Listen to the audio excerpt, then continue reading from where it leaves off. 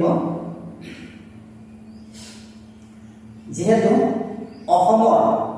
মাটি পানী বায়ু সেৱন কৰি আজি আমি ইমান ডাঙৰ দীঘল হৈছোঁ মাকৰ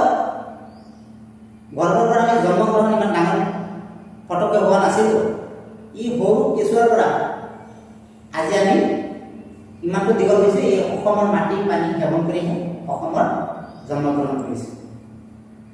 গতিকে মই এটি গান আপোনালোকৰ আগত পৰিৱেশন কৰিম সকলোৱে মনোযোগেৰে শুনিব অসম আমাৰ জন্মস্থান হাৰে হিমজুৱে আমি অসমীয়া অসমৰ মুছলমান অসম আমাৰ জন্মস্থান হাৰে হিমজুৱে আমি অসমীয়া অসমৰ মুছলমান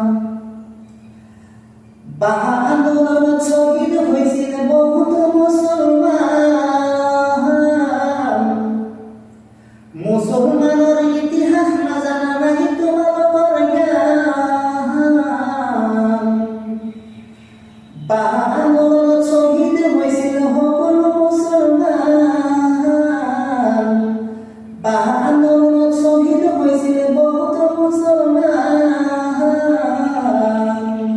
মুছলমানৰ ইতিহাস নাজানা নাই তোমালোকৰ জ্ঞান এয়াই তাৰ প্ৰমাণ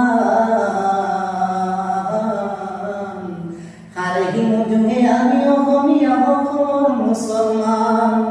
হাৰে হিমজুৱে আমি অসমীয়া অসমৰ মুছলমান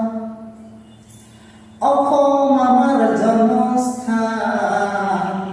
হাৰে হিমজুৱে আমি অসমীয়া অসমৰ মুছলমান কিহৰ নীতি চলি আছে অসমত হিন্দু মুছলমান কিহৰ নীতি চলি আছে অসমত হিন্দু মুছলমান অসম আমাৰ জন্মস্থান হাৰে হিমজুৱে আমি অসমীয়া অসমৰ মুছলমান ইংৰাজৰ দিনত শ্বহীদ হৈছিল বহুতো মুছলমান ইণ্ডিয়ান গেটত লিখাই আছে 17 জনৰ নাম ইণ্ডিয়ান গেটত লিখাই আছে 17 জনৰ নাম